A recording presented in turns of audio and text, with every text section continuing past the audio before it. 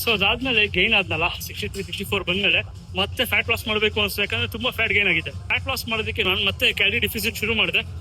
ಅವಾಗ again I have reach around 54-55 ಬಂದೆ body weight. But this time with proper muscles, fat condition ಎಲ್ಲ ಕಮ್ಮಿ ಇತ್ತು, ಚೆನ್ನಾಗಿ ಕಾಣ್ತಾ ಇದೆ. ಸೊ ಸೇಮ್ 53-54 ಅಲ್ಲಿ ಏನಿದ್ನಲ್ಲ 13-14 ಇಯರ್ಸ್ ಬ್ಯಾಕ್, ಸೊ ಅದು ನಾನು 1 ವರ್ಷದಲ್ಲಿ ಫ್ಯಾಟ್ ಲಾಸ್ ಮಾಡಿದಾಗ ಅದಕ್ಕಿಂತ ಚೆನ್ನಾಗಿ ಕಂಡೆ, ಬಿಕಾಸ್ ಆಫ್ ಬಾಡಿ ಕಂಪೋಸಿಷನ್. ಆಯ್ತಾ. ಸೊ ಅಗೇನ್ ನಾನು ಅನ್ಕೊಳ್ಳೋದೇ ಬೇರೆ, ನನ್ನ ಬಾಡಿ ಅನ್ಕೊಳ್ಳೋದೇ ಬೇರೆ. ಆಯ್ತಾ. ನಾನು ಅನ್ಕೋಬಹುದು ಯಾವಾಗಲೂ ನಾನು ಚೆನ್ನಾಗಿ ತಿಂತಾ ಇದ್ದೀನಿ, ನನ್ನ ಮೆಟಬಾಲಿಸಮ್ ಹೆವಿ ಇದೆ, ಬಾಡಿ ಏನೋ ಗೇನ್ ಆಗಲ್ಲ, ಫ್ಯಾಟ್ ಲಾಸ್ ಆಗಲ್ಲ ಅಂತ, ಸ್ಟಕ್ ಆಗಿದ್ದೀನಿ ಅಂತ. ಬಟ್ ರಿಯಾಲಿಟಿ ಏನು ಗೊತ್ತಾ, ನಾವು ಅನ್ಕೊಂಡಾಗೆ ಬಾಡಿಗೆ ಫೀಡಿಂಗ್ ಮಾಡ್ತಿರಲ್ಲ, ಪ್ರಾಪರ್ ಟ್ರೈನ್ ಮಾಡ್ತಿರಲ್ಲ, ಪ್ರಾಪರ್ ರಿಕವರಿ ಆಗ್ತಿರಲ್ಲ, ಇಷ್ಟೇ. ಸೊ ಇದನ್ನ ಯಾರು ಪ್ರಾಪರ್ ಆಗಿ ಮಾಡ್ತಾರಲ್ಲ, ಡೆಫಿನೆಟ್ಲಿ ಅವ್ರು ಮಸಲ್ ಬಿಲ್ಡ್ ಮಾಡ್ತಾರೆ, ಫ್ಯಾಟು ಲೂಸ್ ಆಗುತ್ತೆ, ಎಲ್ಲದೂ ಆಗುತ್ತೆ. So moral of the story again, you can think anything. ಆಯ್ತಾ.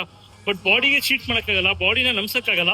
ಬಾಡಿ ನೀವೇನು ಫೀಡ್ ಮಾಡ್ತೀರಾ, ಎಷ್ಟು ಕ್ಯಾಲರಿ ಬರ್ನ್ ಮಾಡ್ತೀರಾ, ಎಷ್ಟು ಆಕ್ಟಿವಿಟಿ ತೋರಿಸ್ತೀರಾ, ಎಷ್ಟು ರಿಕವರ್ ಆಗ್ತೀರಾ, ಅದ್ರ ತಕ್ಕನಂಗೆ ರಿಸಲ್ಟ್ ತೋರಿಸುತ್ತೆ. In short, in span of 13-14 years ನಾನು 46 ಇಂದ 55 ಬಂದೆ, 55 ಇಂದ 65 ಬಂದೆ, 65 ಇಂದ ಅಗೇನ್ 55ಗೆ ಫ್ಯಾಟ್ ಲಾಸ್ ಕಂಟೆಸ್ಟ್ ಮಾಡಿ ವಿನ್ನೂ ಆದೆ. ICN ಅಲ್ಲಿ ಮೆನ್ ಫಿಸಿಕಲ್ ಸೆಕೆಂಡ್ ಪ್ಲೇಸ್ ಬಂತು, ಫಿಟ್ನೆಸ್ ನಲ್ಲಿ ಥರ್ಡ್ ಪ್ಲೇಸ್ ಬಂತು. I got the best shape. ಆಯ್ತಾ. ನಾನು ಈಗಲೂ ಸುಮಾರಷ್ಟು ಫೋಟೋಸ್ ಹಾಕ್ತಾ ಇರ್ತೀನಿ, ನೋಡ್ಬೋದು ನೀವು, ಬೆಸ್ಟ್ ಶೇಪ್. ಸೊ ಅದಾದ್ಮೇಲೆ ಅಗೇನ್ ಫಾಸ್ಟ್ ಫಾರ್ವರ್ಡ್ ಮತ್ತೆ 75, 78, 80 ಬಂದಾಗ ಗೇನ್ ಅದೇ ನಾನು. So currently I am around 76, 77. So this is my short story.